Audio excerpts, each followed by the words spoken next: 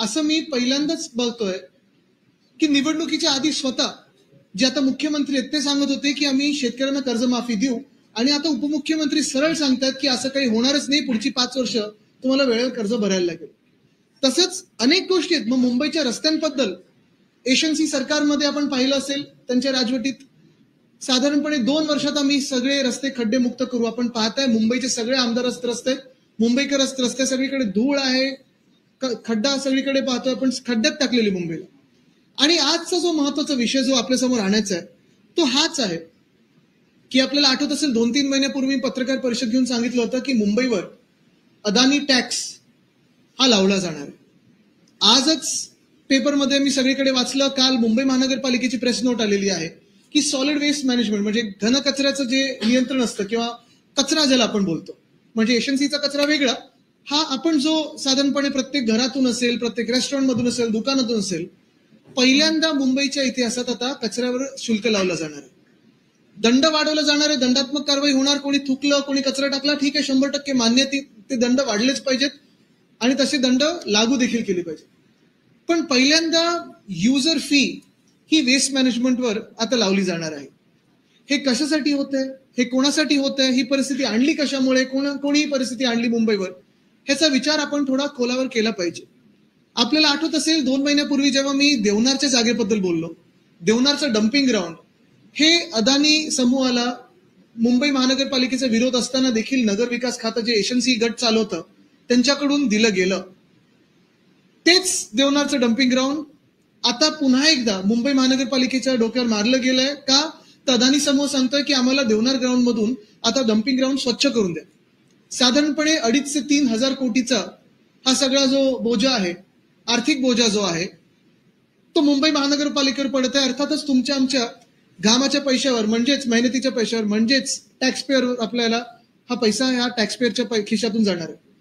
आता मुंबई महानगरपालिका आपल्याला आठवत असेल गेली 25 वर्ष जेव्हा शिवसेना उद्धव बाळासाहेब ठाकरे पक्षाच्या हातात होती, सेवा करत होतो मुंबईची, तेव्हा असे लपेछपे आम्ही कुठचेही टॅक्स लावायचो नाही, कुठचेही हिडन टॅक्स नव्हते. आणि हा जो शुल्क आहे वेस्ट मॅनेजमेंटचा, घनकचऱ्याचा, हा तर आमच्या कधी विचारात पण नव्हता.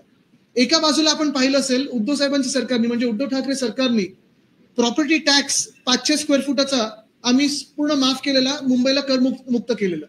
पण त्याच बाजूला आज हे एप्रिल फुल सरकार फडणवीस साहेबांचं 500 स्क्वेअर फुटाच्या देखील घरांवर हा वेस्ट मॅनेजमेंटचा शुल्क लावणार आहे. 100 रुपये, आणि तो प्रत्येक महिन्याला, म्हणजे विचार करा 12 महिन्याला किती. तुम्हाला अजून एक लक्षात आणून देतो की जेव्हा आपण असे शुल्क लावतो किंवा असे काही टॅक्स लावतो, कर लावतो, तेव्हा हे स्थिर राहत नाहीत. प्रत्येक 3 वर्षानंतर त्याचं रिव्हिजन होतं, वाढत जातात. म्हणजे आज जो 100 रुपये आहे, 3 वर्षानंतर कदाचित पुढच्या वर्षी देखील जर अदानीच्या मनात आलं 500 रुपये करतील. ह्याच्यात 500 स्क्वेअर फुटाची घरं ज्याला उद्धव ठाकरे सरकारने कर माफ केलेलं, प्रॉपर्टी टॅक्स माफ केलेलं, त्याच्यावर दंड लावलेला आहे. आपल्याला आता कळलंच असेल की जर घरांवर आला म्हणजे छोट्या दुकानांवर आला, रेस्टॉरंटवर आला, छोट्या व्यवसायांवर आला. आणि मूळ गोष्ट हीच आहे की ही परिस्थिती आणली कोणी, कशामुळे आणली? जी मुंबई महानगरपालिका आम्ही 92,000 कोटीच्या सरप्लस मध्ये नेली होती. अनेक गोष्टी मुंबई महानगरपालिकेच्या, जसं शिक्षण असेल, आरोग्य असेल, बीएसटी असेल, परवडणार होतं, काही काही तर मोफत होतं. आता कर लावला जातोय, युजर फी लावलं जातं. ह्याचं एकच कारण आहे, कारण गेल्या 2.5 वर्षामध्ये एशनसी सरकारने, त्यांच्या राजवटीने मुंबईची जी लूट केलेली आहे, सगळे लाडके कॉन्ट्रॅक्टर्स यांना पैसे मिळालेले आहेत आणि मुंबईकरांचे पैसे यांनी चोरून त्या कॉन्ट्रॅक्टर्सच्या खिशात टाकलेले. 31 मे पर्यंत ह्या सगळ्या गोष्टीला साधारणपणे सजेशन, ऑब्जेक्शन मागवण्याची मुभा दिलेली आहे. शिवसेना उद्धव बाळासाहेब ठाकरे पक्ष म्हणून, आणि मी सगळ्यांनाच मुंबईकरांना अपील करत आहे, आपल्या माध्यमातून आवाहन करत आहे की याचा कडाडून आपण विरोध केला पाहिजे. ह्या घनकचरा नियंत्रण शुल्काचा विरोध केलाच पाहिजे, ह्या कराचा विरोध केलाच पाहिजे, कारण हा अदानी कर आहे. अदानीची सेवा करण्यासाठी, भाजपाच्या मालकाची सेवा करण्यासाठी, एशनसीच्या मालकाची सेवा करण्यासाठी हा कर आपल्यावर लादला जातोय. ह्याची गरज नाहीये. इतर शहरांमध्ये कदाचित असेल, पण मुंबई एक असं शहर आहे, केंद्र सरकार असेल, राज्य सरकार असेल आणि महानगरपालिका असेल, गेल्या 2.5 वर्षामध्ये तर आपण पाहिलंच असेल, अनेक वेगळ्या वेगळ्या गोष्टींमधून कर डायरेक्टली इनडायरेक्टली लावला जातो. म्हणजे मुंबईच्या पुढे कर हा लावलाच जातो. जीएसटी मध्ये मुंबई पुढे असतं, इन्कम टॅक्स मध्ये मुंबई पुढे असतं, सगळ्या करांमध्ये मुंबई पुढे असेल, मग हा घनकचऱ्याचा कर कशाला लावला जातोय, हा एक विचार करण्याची गोष्ट आली. खरं तर ह्याच्यात काम खूप होऊ शकतं. विना कर लावल्या तरी देखील या सरकारला कर लावायचा, त्याचा आम्ही विरोध तर करू, कडाडून विरोध करू. त्याच्या आधी 31 मे पर्यंत प्रत्येक मुंबईकरांनी, मुंबई प्रेमी जनतेने बीएमसीला त्याच्या लेखी सूचना पाठवल्या पाहिजेत की आम्ही याचा विरोध करतो आणि 1 रुपया देखील भरणार नाही. आज म्हटलं की अदानीकर आहे, आज स्वच्छता कर जो आहे तो त्याचा वापर हा स्वच्छ करण्यासाठी केला जाणार आहे. तसं पाहायला गेलं तर पहिलं आमच्याकडून पैसे घेण्याच्या आधी, मुंबईकरांकडून पैसे घेण्याच्या आधी अदानी समूहाकडून धारावीसाठी 7,500 कोटीचा जो त्यांचा प्रीमियम आहे बीएमसीने ते पहिलं घ्यावं, कारण ते तर माफ करून टाकले बीएमसीने. म्हणजे अदानी समूहाला तुम्ही हे सगळे कर माफ करता, हे सगळे प्रीमियम्स माफ करता, शुल्क माफ करता आणि मुंबईकरांवर लागतं.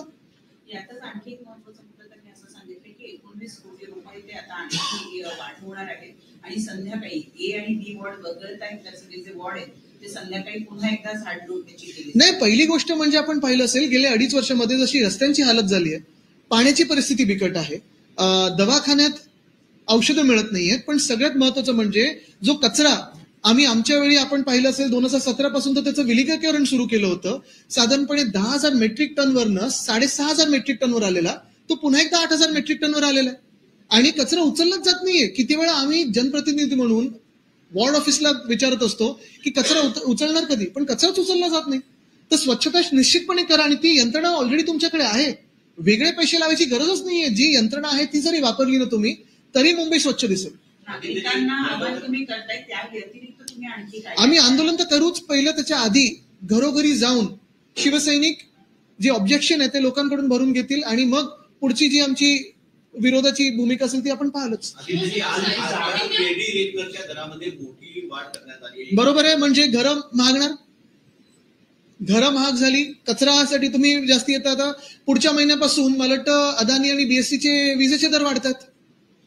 मग मुंबईकरांना एका बाजूला तुम्ही मुंबईचे उद्योगधंदे सगळे गुजरातला नेताय, मुंबईत बीएसटी आहे त्याला जीएम अजून दिला नाही, जनरल मॅनेजर दिला नाही, बीएससी तुम्ही मारताय, तुम्ही ऑफिसला जाणं कठीण करताय, फुटपाथवर चालू शकत नाही, ऑफिसमध्ये पाणी नाही आणि ह्या सगळ्या गोष्टींमधून मुंबईकरांना हे कर भरायचे तरी कसे? एक मिनिट, असं करून असं येतो.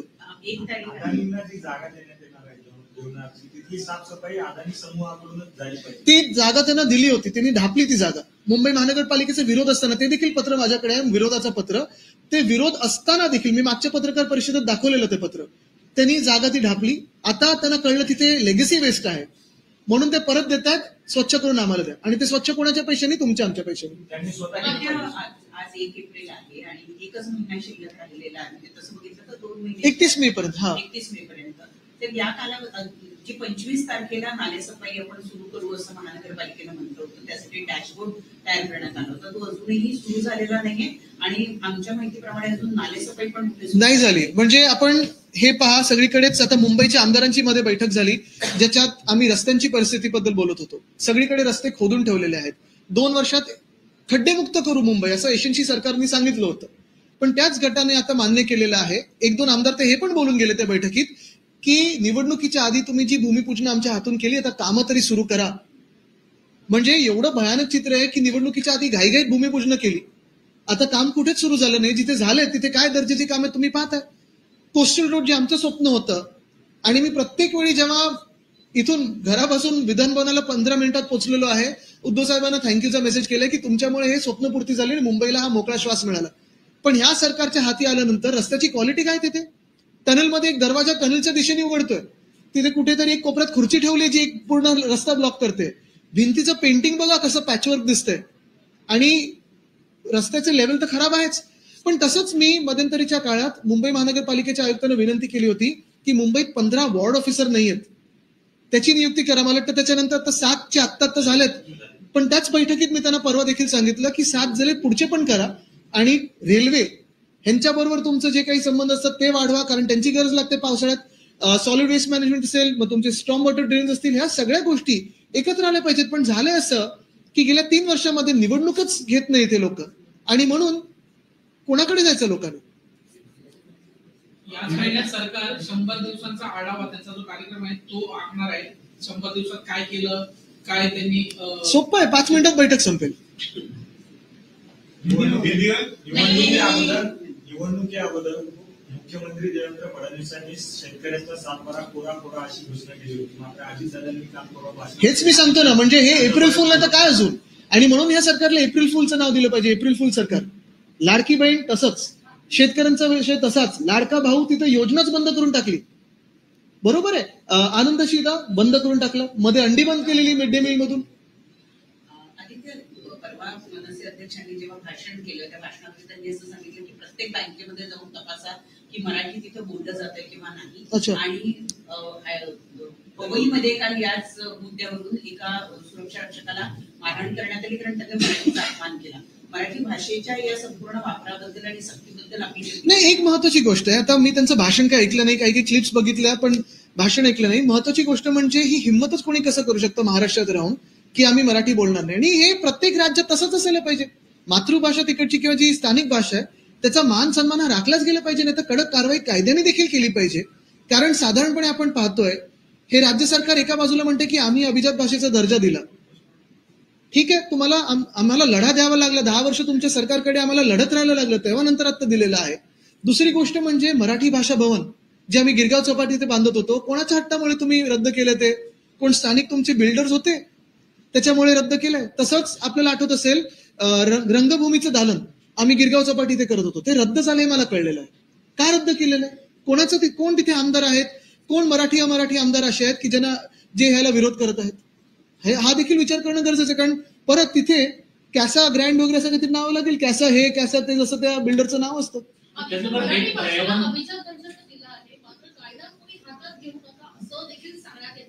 कायदा सुव्यवस्थित आहे तरी का हातात घ्यायला असायला तर पाहिजे. आज आपण पाहतोय काल पण कुठे कुठे कुठे ब्लास्ट होतो, कुठे कोणाची मर्डर होते, कुठे काय होतं. गृहमंत्री या राज्याला आहेत की नाही हा एक प्रश्न राहिलेला आहे. असा वाद सुरू असताना मुंबई शाकाहारी विरुद्ध मांसाहारी हा विषय चालूच असताना आता संजय लिंबापाय ते म्हणतात की चैत्र नवरात्रमध्ये जे रस्त्यावरती मांस मटण मच्छी. बघा, आमच्या नवरात्रीत आमची अष्टमी जेव्हा असते तेव्हा आमचा प्रसाद हा तिथे कोलंबी असते, मटण असतं, मासा असतो, हे सगळ्या गोष्टी असतात. मराठमोळं हिंदुत्व तुम्हाला पुसून काढायचं आणि तुमचं हिंदुत्व आमच्यावर लादायचं हे चालणार नाही. तुमचं हिंदुत्व तिथे असेल, आमचं हिंदुत्व आमच्या ठिकाणी असेल. एकामेकांवर लादू नका. तुम्हाला नाही खायचं नका खाऊ, आम्ही पण कोणी आम्हाला सांगायचं नाही काय खायचं आणि काय नाही खायचं. अर्थात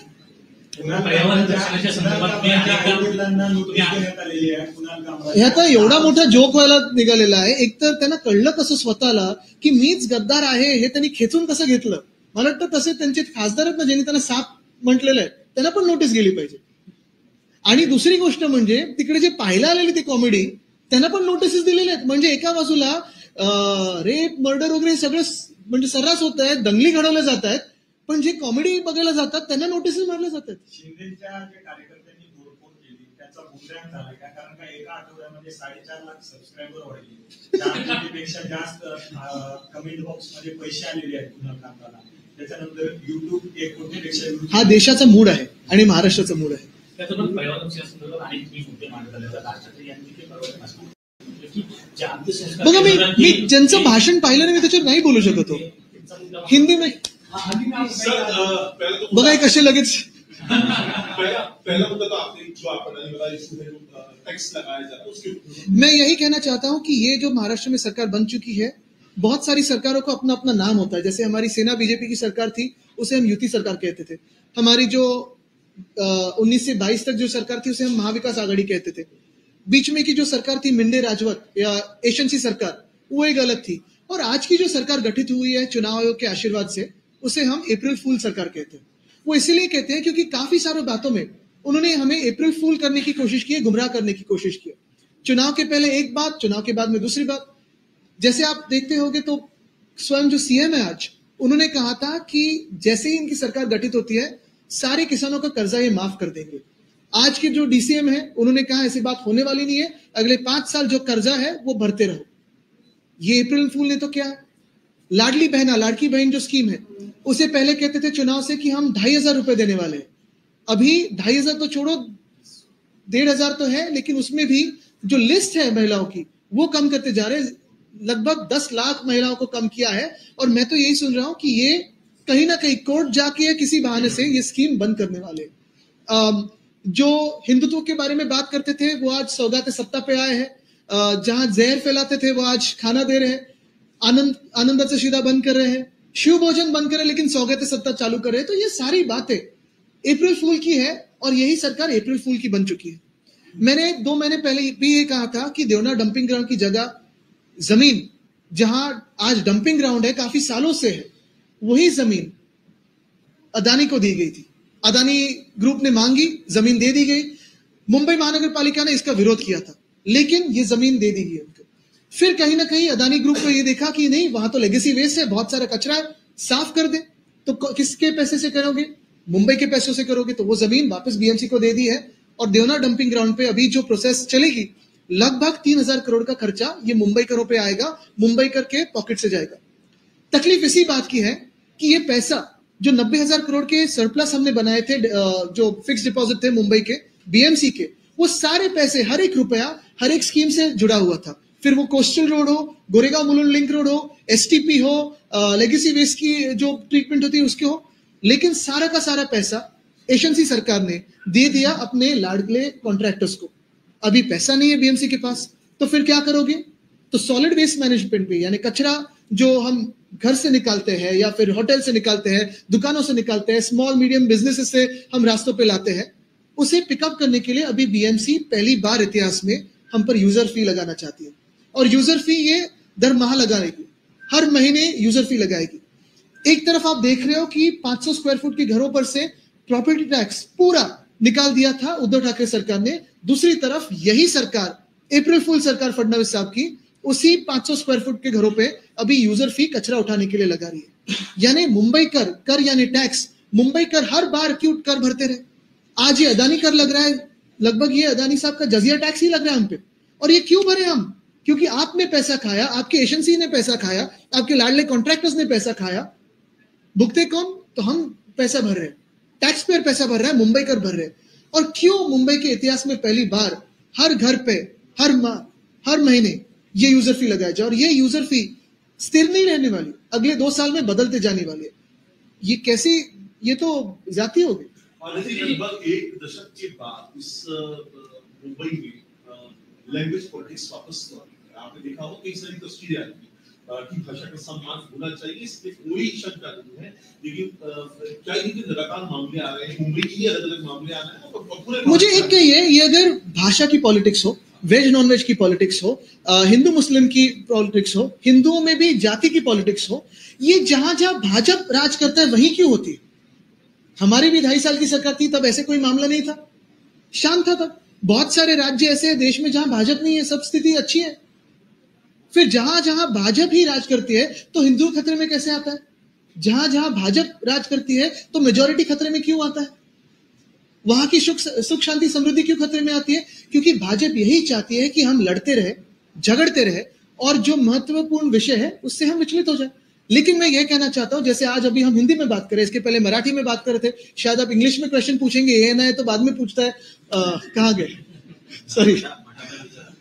तो ये सारी बातें जो है, हर कोई हर भाषा सीखे, बिल्कुल सीखे, लेकिन हर एक राज्य में जो अपनी अपनी भाषा होती है, अपनी मातृभाषा होती है, उसका मान सम्मान होना ही चाहिए। अगर कोई अपमान करता है और कहता है कि मैं ये भाषा नहीं बोलूंगा या उस भाषा का अपमान होता है, तो कोई ना कोई, अगर कानून ना हो या महाराष्ट्र जैसी परिस्थिति हो जहां कानून का दबाव ही ना हो, किसी को डर ही ना हो, तो कोई ना कोई कानून अपने हाथों में लेता है। इसमें पिछले 1-2 हफ्ते में देख रहे लगातार ऐसी तस्वीरें आ रही और सेंटर में एमएनएस दिख रहा है, उसी पे लोग जा रहे हैं, लोगों को मार रहे हैं। नहीं, देखो ये सारी ये बातें अगर आप देखें तो बदलापुर में कौन था? बदलापुर में भाषा का विवाद नहीं था। बदलापुर में क्यों हुआ था? क्योंकि उस जो महिला थी उसकी कंप्लेंट पुलिस नहीं ले रही थी, जिसकी बच्ची पे अत्याचार हुआ था। तो हर बार, अभी बीड़ में क्या हुआ, जो संतोष देशमुख की हत्या हुई उसके बाद कुछ एक्शन हो रही नहीं थी, इसलिए लोग रास्ते पे आए। परभणी में क्या हो रहा है? तो हर जगह आप देख रहे हो, सिर्फ भाषा के ऊपर से नहीं है, बड़े क्राइम हो, छोटे क्राइम हो, हर जगह कहीं ना कहीं ऐसे लग रहा है कि महाराष्ट्र को आज होम मिनिस्टर है ही नहीं, एब्सेंट है। और इसीलिए तो लोग रास्तों पे उतरना चाहते हैं। एक सवाल पूछेंगे, जिस प्रकार से लोकसभा में कल अमेंडमेंट बिल पेश किया जाएगा, शिवसेना की क्या भूमिका है? क्या आप लोग इस बिल को? हमसे पहले चंद्रबाबू नायडू साहब से कहिए, क्योंकि उन्होंने अब भी कहा था, पूछे उनसे, क्योंकि उन्होंने कहा था कि वक्फ को हम हाथ नहीं लगा देंगे। तो जिस भाजपा ने महाराष्ट्र में वक्फ के बारे में बहुत सारी बातें फैलाई थी चुनाव के दरमियान की, सिद्धिविनायक अभी वक्फ बोर्ड क्लेम कर रहा है, ये क्लेम कर रहा है, सारी फेक न्यूज थी। उसी भाजपा को पूछिए कि आप चंद्रबाबू नायडू साहब को पूछेंगे क्या कि उनका स्टैंड क्या है, नीतीश कुमार जी को पूछेंगे क्या क्या उनका स्टैंड क्या है। पहले उनका स्टैंड आने दीजिए, हम अपना स्टैंड बता देंगे। आपकी पार्टी का कोई तो स्टैंड होगा, कल जेपीसी में आपके भी लोग बिल्कुल, जैसे ही चंद्रबाबू साहब और नीतीश साहब बताते हम अपना स्टैंड बयान कर देंगे।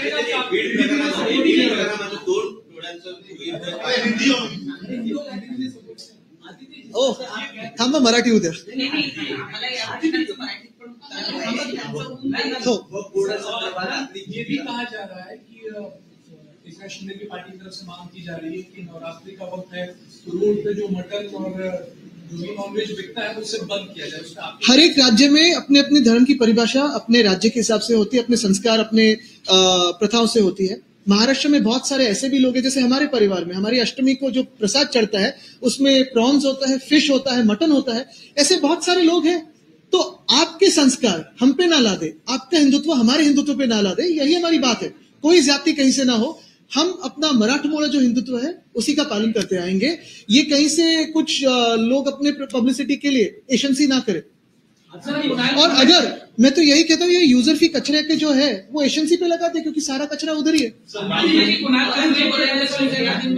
आक्रमक होती जा रही है। शिवसेना नहीं, वो एशंसी गठ है। और कॉमेडी क्लब वही भी स्थापन कर दे, क्योंकि जो देखने गए थे कॉमेडी क्लब में उन पे भी नोटिसेस मारते हैं। वक्फ बोर्डावर आमची भूमिका स्पष्ट आहे। मला वाटतं काल परवाकडेच चंद्रबाबू नायडू साहेबांनी त्यांची भूमिका स्पष्ट केली की वक्फ बोर्डाला ते हात लावू देणार नाहीत। भाजपानी निवडणुकीच्या आधी त्यांचे जे काही सोशल मीडिया असेल, ऑफिशियली अनऑफिशियली जे काही असेल, त्यांच्या लोकांनी काय काय फेक न्यूज चालवल्या होत्या। कोणी सांगितलं होतं की आता वक्फ बोर्ड सिद्धिविनायक मंदिर मागत आहे, अमुक मागत आहे, तमुक मागत आहे, आणि लोकांच्या मनात भीती निर्माण केली होती। पण आता त्याच भाजपाचे जे एनडीएचे घटक आहेत, मग नितीश कुमारजी असतील, चंद्रबाबूजी असतील, किंवा ते हे कोण चिराग पासवान असतील, त्यांनी पहिलं त्यांचं मत स्पष्ट करावी आणि आम्ही आमचं मत स्पष्ट करू। आणि काय मुंबई आज महाराष्ट्रातल्या काही भागांमध्ये अवकाळी पाऊस पडलेला आहे, आधीच शेतकऱ्यांचं कर्ज माफ झालेलं नाहीये आणि त्यात आता अवकाळीचं संकट सुद्धा शेतकऱ्यांवर। हे सरकारच मोठं संकट आहे, कारण आपल्याला आठवत असेल गेल्या 2-2.5 वर्षामध्ये देखील जिथे तिथे शेतकरी संकटात आलेला आहे, कुठेही 1 रुपयाची मदत झालेली नाहीये। आणि दुर्दैव असंच आहे की हे सरकार निवडणूक आयोगाच्या आशीर्वादाने बसल्यानंतर पुन्हा एकदा हीच परिस्थिती आपल्याला दिसते। चला, रामनवमी हमने इससे पहले देखा ईद में पूरा राज्य में इसके था ये डर था कि लॉ एंड ऑर्डर बिगड़ना है। अब रामनवमी आने वाली है 4-5 दिनों में, तब भी ये लगा हुआ है। पुलिस ऑलरेडी सड़कों पर है और धन्यवाद आप लोग को भी प्रेशर बढ़ता जा रहा है पुलिस डिपार्टमेंट के ऊपर। फिर एक बात पूछूंगा, ये कौन से राज्यों में हो रहा है? जहां जहां भाजपा के राज्य है उधर ही ये सारी तनाव बढ़ते जा रहे हैं। मैं फिर एक बार आपका लक्ष्य लाना चाहता हूं यूजर फी पे, क्योंकि ये यूजर फी आप और हम सब भरने वाले हैं, छोटे घरों से लेके छोटे व्यवसाय तक सब भरने वाले हैं, और इसका विरोध हम करेंगे क्योंकि ये ज्यादती है। धन्यवाद। हो, नशिबाने काल हो, ते आता कुणाल कामराने तो पण विषय घेतील कदाचित, पण महत्वाची गोष्ट हीच आहे की जो वॉकवे आम्ही 2.5 वर्षापूर्वीच तयार केलेला, साधारण पुढच्या 6 महिन्यात तयार व्हायला पाहिजे होता, काल त्याचं उद्घाटन झालंय। आम्ही त्याच्यावर युजर फी लावणार होतो, काल तर चोरी झालेली आहे तिथे। ही अशी परिस्थिती, म्हणजे तुम्ही विचार करा, मलबार हिल सारख्या एरियामध्ये जिथे सगळे मंत्री राहतात, मुख्यमंत्री राहतात, तिथेच जर चोरी व्हायला लागली तर तुमचं आमचं काय?